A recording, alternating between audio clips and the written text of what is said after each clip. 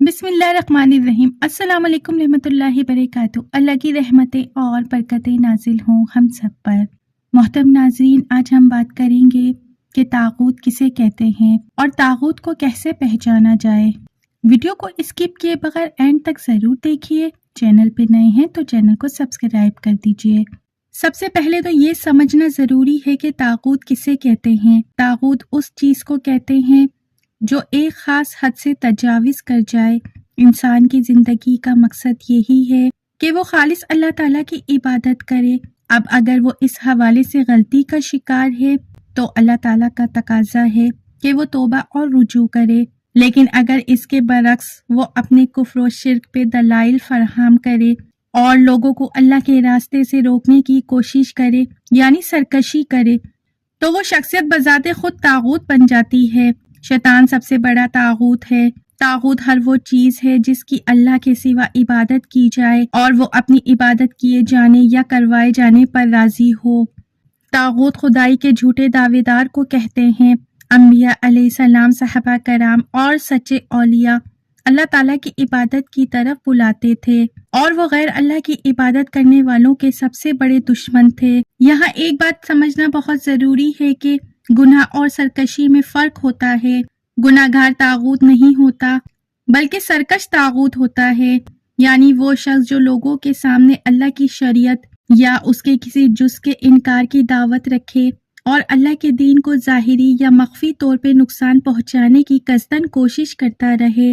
قرآن سے طاغوت کے معنی، سورہ طٰہٰ آیت نمبر 24، تم فرعون کے پاس جاؤ، وہ بہت سرکش ہو گیا ہے۔ سورہ نازعات 37 تا 39، سو جس نے سرکشی کی اور دنیا کی زندگی کو ترجیح دی تو بے شک جہنم ہی اس کا ٹھکانہ ہوگا۔ جیسا کہ صحیح بخاری میں قوم نوح کی جانب سے پوجے جانے والے بتوں کی بابت بتائی گئی۔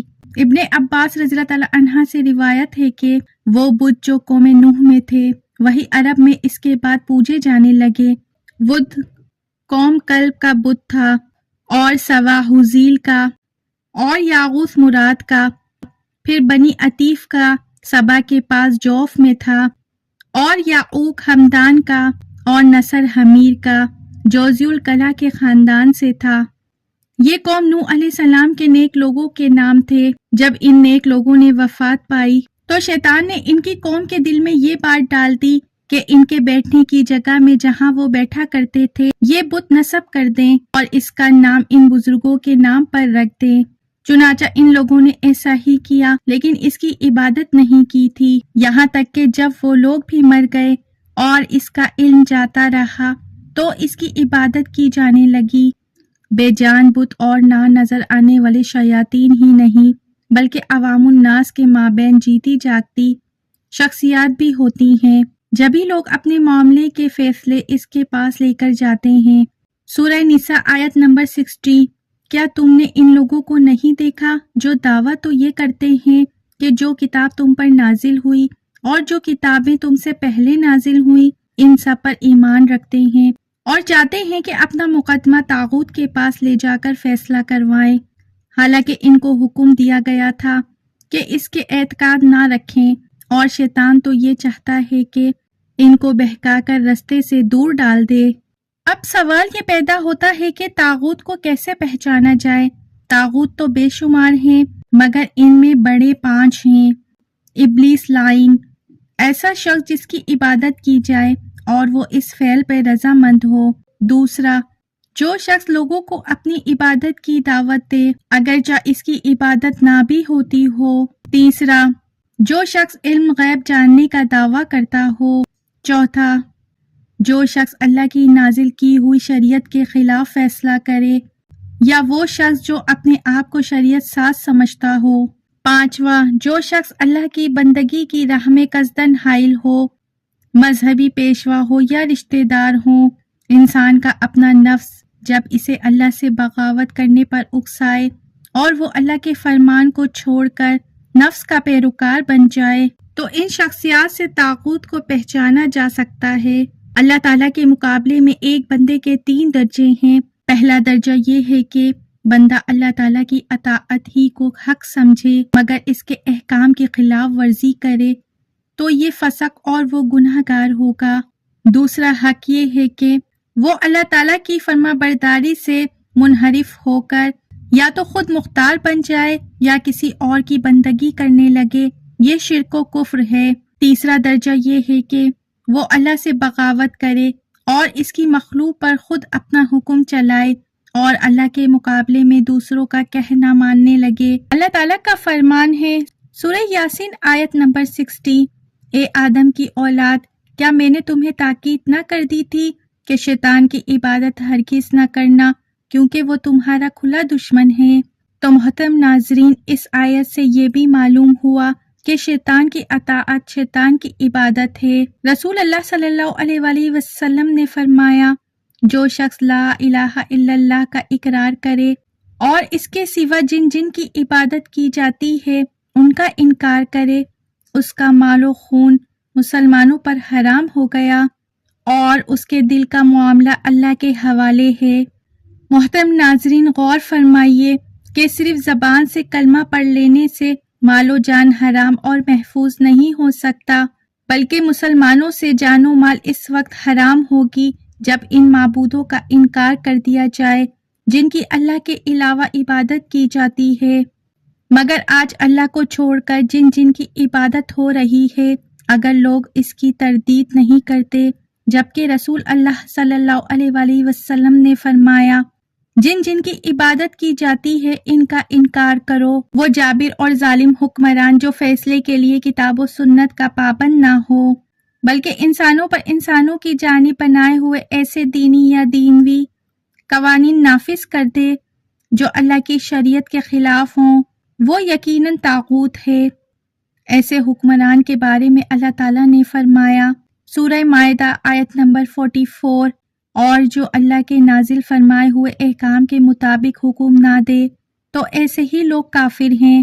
حضرت نوح علیہ السلام سے لے کر محمد صلی اللہ علیہ وآلہ وسلم تک اللہ تعالیٰ نے ہر امت کی طرف ایک رسول بھیجا جو انہیں اللہ وحدہ کی عبادت کا حکم دیتے اور انہیں طاغوت کی عبادت سے روکتے تھے۔ دلیل اللہ تعالیٰ کا یہ ارشاد ہے سورہ نحل آیت نمبر 36، اور ہم نے ہر جماعت میں پیغمبر بھیجا کہ اللہ ہی کی عبادت کرو اور طاغوت سے اجتناب کرو، تو ان میں بعض ایسے ہیں جن کو اللہ نے ہدایت دی اور بعض ایسے ہیں جن پر گمراہی ثابت ہو گئی، سو زمین پر چل پھر کر دیکھ لو کہ جھٹلانے والوں کا کیسا انجام ہوا۔ اللہ تعالیٰ نے تمام بندوں کے اوپر فرض کیا ہے کہ وہ طاغوت کا انکار کریں اور اللہ تعالیٰ پر ایمان لائیں۔ اللہ تعالیٰ نے ہر امت میں ایک رسول بھیجا جو انہیں اللہ وحدہ کی دعوت دیتا اور انہیں شرک سے منع کرتا تھا۔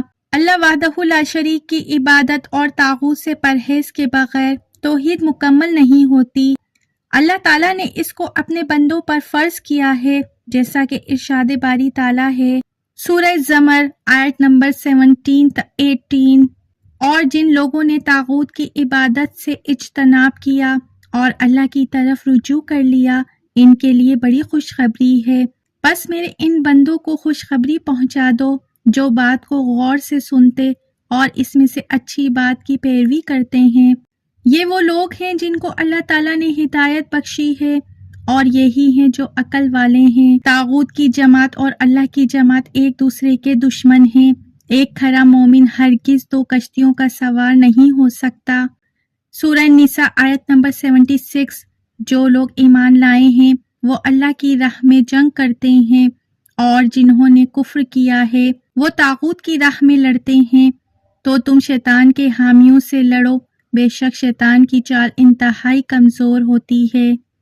اگر ایمان لانے کے بعد بھی طاغوت سے ہمدردی یا اس کی اعانت کی جائے تو ہدایت چھن جانے کا مکمل طور پر خطرہ ہے۔